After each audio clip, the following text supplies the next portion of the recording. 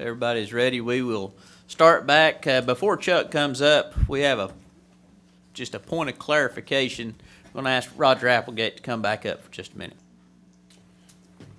Yeah, thank you. In the conversation here during the break, it became apparent to me that I confused you on an important point, and that is that counties that currently are already closed to fall hunting are not changed by any of this. So the counties that we talked about that we had already zeroed out the fall season, those aren't being added back in. We're just only backing off of the request to add more counties to that list of closures. Right, I hope that clarifies. Thank you very much. Can I clarify one thing there? Yes, sir. When I was talking about the possibility of being able to harvest 2 turkeys in a day, one thing I would be for, you could kill the second bird. The first bird would have to be checked in. There's a lot of people that maybe travel to the state of Tennessee that come here to hunt out of town, or there's certain folks that work a whole lot and their time is so limited in the outdoors. So they had an opportunity to be able to harvest 2 of their 4 birds in a one-day period. But that being said, what I would propose after it had been discussed with everybody would be to think about the idea of being able to shoot 1, check that bird in, and then being able to shoot a second bird. Thank you. Thank you very much. Thanks, Mr. Applegate. I'll call up Chuck. And Yes, sir. Mr. Yost, please.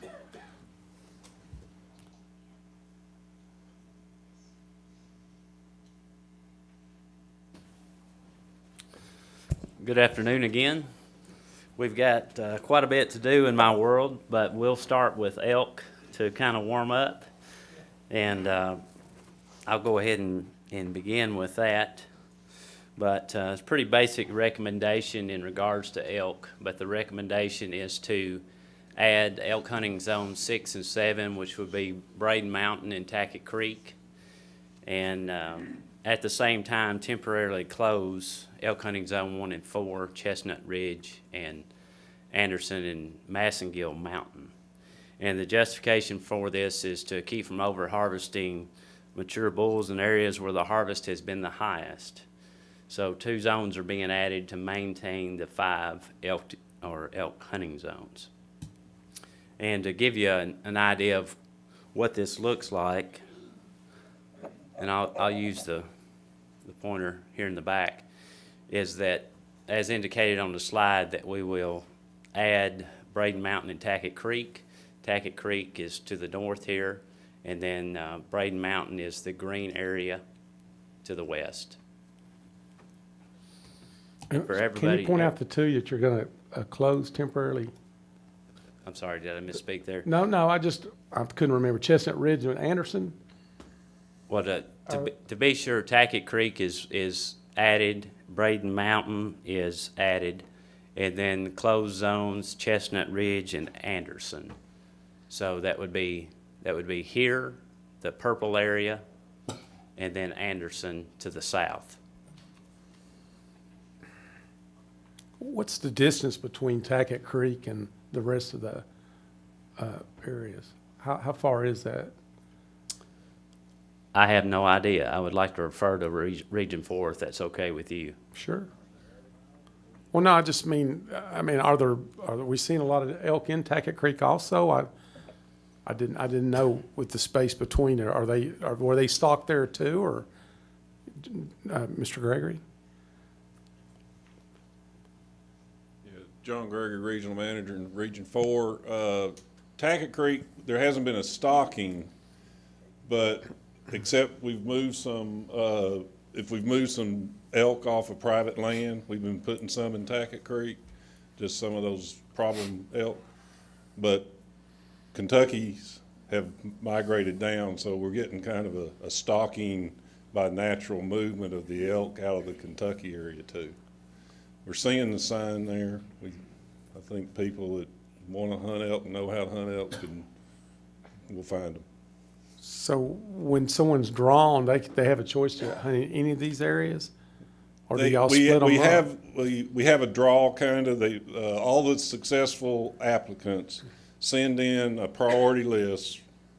Used to be 1 through 5, now it'll have some missing numbers, but they'll send in a priority, and then we draw one out of the hat, and that first person gets his number 1. Well, the second person, if number 1's that same zone, then he'll move down on the list. But yeah, it's a draw, then it just kind of out of the hat, and how they've set up their priority. I remember one year, everybody picked a different zone for number 1. We didn't even have to have the draw. So it just depends on people's preference. I just noticed Tackett Creek's 43,000 acres. That's almost as much as all the other area combined. Yeah, that's the new lease area, and we knew there were elk there, and so we wanted to make that one of the zones. Okay, but conceivably, nobody picks it, nobody hunts it then, or? Well, somebody will get drawn for it. I mean, it'll be it could be number 5 on everybody's list. Last person out of the hat will get Tackett Creek if that's how they decide to put their priorities. Gotcha. Commissioner Bledsoe. When the juvenile, they have their free pick of All 5 that are open that that year. are open. Okay. They still won't be able to do the Anderson, Massengale, or the Chestnut, because we're just trying not to have more bulls taken out of there right now. Okay, but they can pick. Out of the other 5, they can go to any of them. Tackett Creek's so big, would you limit that to one hunter? Yeah, that's the plan right now. We're not wanting to increase bull harvest. We're wanting to keep it at 5 permits, and we're just putting that as one big unit. Will the area around Hatfield Knob be closed? Yes, Okay. Question. correct. Commissioner Cox? When we talked about Tackett Creek last year, I asked specifically if perhaps we would be hunting it and adding some tags. And the answer was yes. And as you all know, I'm all about opportunity, so I wonder, and we've already established several times that taking the bulls or the toms or whatever out of the herd does not affect the number. So I want to know specifically why we're closing 2 of the areas. What's the biological data indicates we've taken too many bulls? I think it's probably been 5 off those 2 areas that we're closing. And I talked to Steve Bennett a month or 2 ago when he was at the meeting, I think it was last month. And he didn't indicate to me that there was any problem in the, counting calves and the elk herd's in good shape and all that. So why are we not just adding Tackett Creek and leaving the rest of it like it is? Chairman, Chuck, it's up. I'm sorry, Go ahead. I was gonna ask if Dan Gibbs could join the conversation. He looks like he's prepared to address that question. Sure. Come on up, Mr. Gibbs. Dan Gibbs, Region 4. Commissioner Cox, since the first hunt in 2009, there's been 9 bulls harvested off Chestnut Ridge, Fork Mountain. 6 of those would be with the adult hunters, and then the other 3 would be the juvenile hunter. All 3 of the juvenile harvest have come off Chestnut Ridge.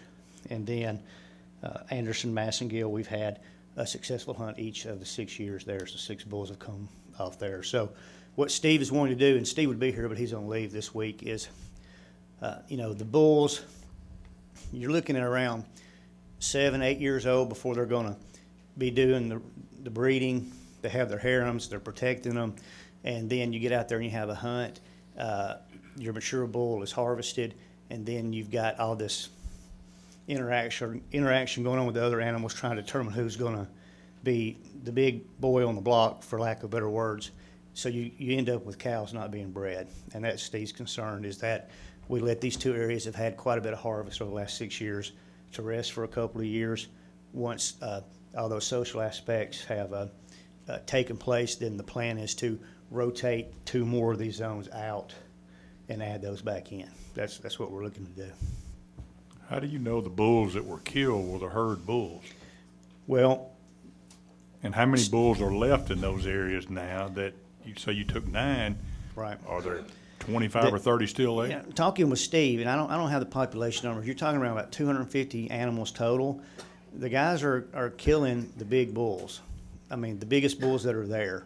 We're not killing, Pope and Young type animals up there, but they're killing the biggest thing they're seeing. So Steve's pretty confident that they are harvesting some of the bigger bulls, the bulls that are doing the breeding. The juveniles hunts, if I remember right, and Danny could probably help, or John, those were some smaller animals, a couple of smaller animals, but for the most part, they're killing big animals.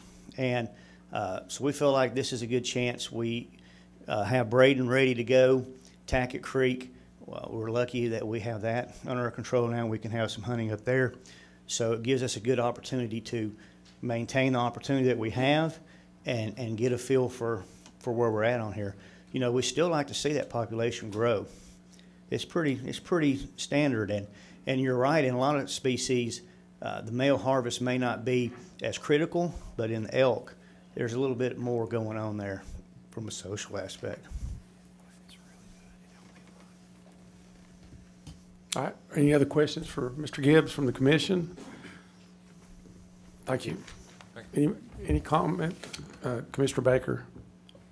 What do you think, what is our elk numbers, what is our total population right now? Do you have a feel for that? It's running around 250. The model has a pretty good confidence interval in it, but the last few years, and Chuck may have the numbers, I don't know, but for the last few years, it's hovering around that 250. We're just not getting growth. We're hoping that these elk coming in from the north out of Kentucky are going to give us a boost. That's always been what we expected to happen. However, they've not come in as quickly as we anticipated. So that's the reason why we're still holding there at 5 with no cows. Mr. Chairman, I'd like for Steve Bennett, when he gets back, or maybe next month or whenever, I'd like for Steve to come and talk to us about that, because that's not what I'm getting an indication from him as far as the numbers and all that stuff. So I want to see what, you know, he was telling me the calf and the recruitment was really good, and they were counting and, you know, what he found was 50 or 60 calves, and he hadn't searched in other areas and all that. So, you know, that sounds like a low number to me, but if we could, I'd like for Steve to come next month or the month after, whatever, and talk to us a little bit about that, please. All right, to be noted. Yeah, I've heard numbers on up to 400 and 500. And I talk to Steve all the time. Okay, any other comments from the commission? Audience? State your name. My name's Chris Nishin. Sorry, guys, guys and ladies. I too would like to hear from Steve, because even when I was doing the Tennessee Wildside show and we would have guests on, we were talking about populations around 450 animals at that time, and we were increasing anywhere from 11 to 14% a year.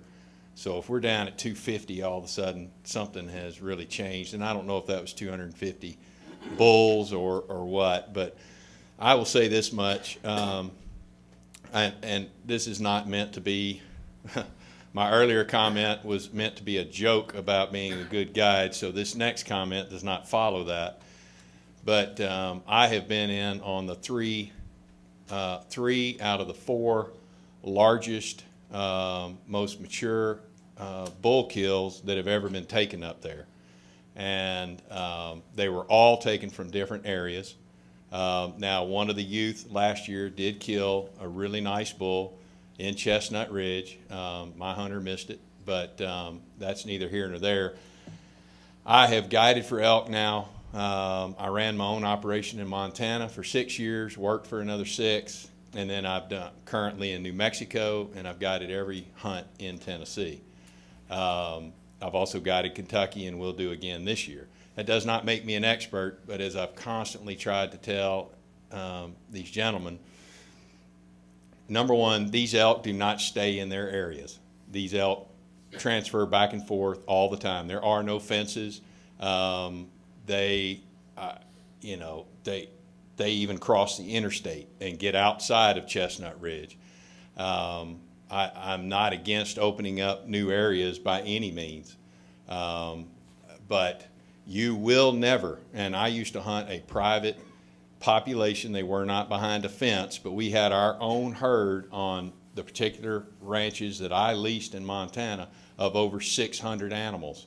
And we never, ever, ever killed all of our mature bulls. That's not a bull elk. You will not be able to do it, especially the way the hunt is held right now, after the peak of the rut. Now, of course, this is my opinion, but you're not hurting your population in any way, shape, or form. And I can tell you that Tackett Creek, sure, I'd love to have a shot at it, but you're talking fewer animals in an area that is, 6, 7, 8 times what some of these other areas are. That may sound like a jewel, but you've also got to understand that the only reason that I'm successful up there is because there are novice hunters that draw these tags. Most of these guys that draw these tags have never ever hunted an elk a day in their life. And now that we have the draw as late as we do, you have less time to go up and scout. I am hired to go up and scout for these people. A past person for TWRA is now also guiding up there, Stan Stooksbury. Because these people, we want them to be successful, but I will tell you, if you pull out the pictures of all the bulls killed, and I don't mean this offensively, some people have not been successful, and if those are the mature bulls as a majority, then this state has got some problems, because I see bulls on my cameras. Steve sees bulls on his cameras, because I know Steve puts out cameras. We are not. Now, have we taken some great bulls? Yes, we have. But we are not in any way, shape, or form, in my opinion, and that's all I can give you, is are we affecting the population? And the ones from Adkins Turley can end up down at Anderson in one day.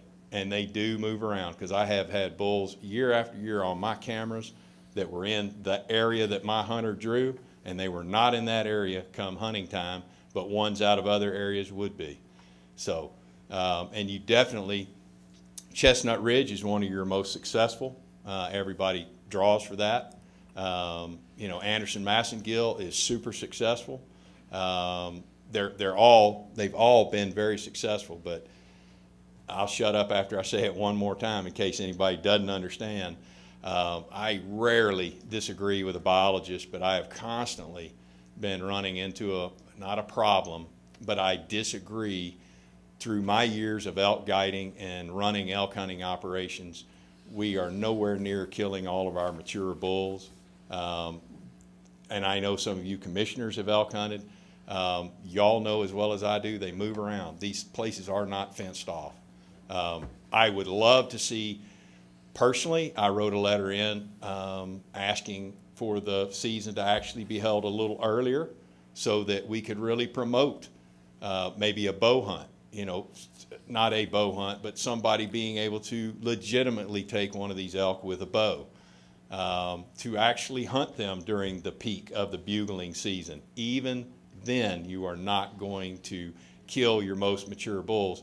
God knows what he's doing, and God has put that, that's my belief, he's put that into the animal. It's easy to hear them and see them during the summer, but they're not stupid, and we're not going to start whacking all the biggest elk. And I would love to see Tackett Creek open and add a tag, but just because you have, like I've told all my hunters every year, yes, you might have 8,000 acres to hunt, but you only have 500 acres of openings to do it in. So it is not a gift getting Tackett Creek unless, I don't know what's up there, but Chestnut Ridge has the most openings of just about any area. You take that away, and now you're going to have a hunter draw a once-in-a-lifetime tag, be thrown into an area that probably has less of a population and spread out over a larger area. And, I know we're not trying to guarantee animals, but I don't want to see us take a step backwards on that. Anyway, any questions for me? Are any questions for Mr. Bishan? Mr.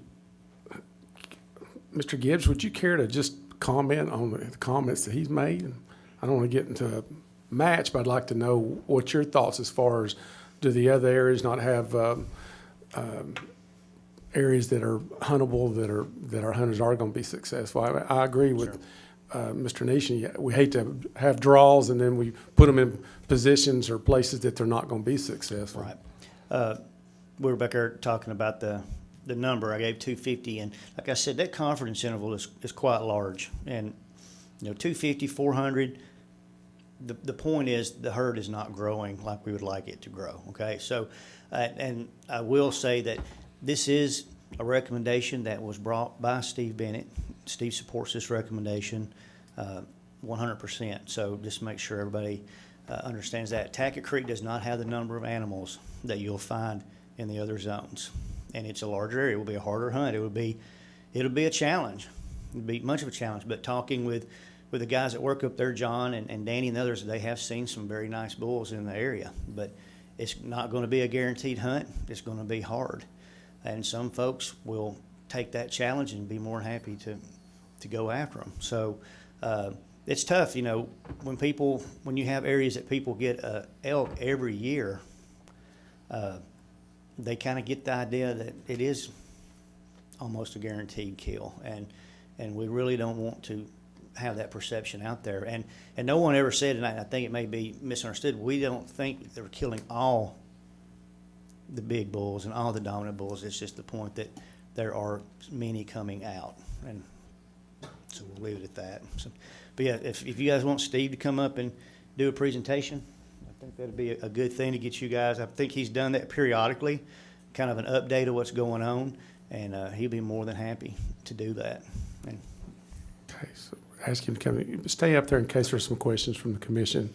Commissioner Swan? Yes, I had one question.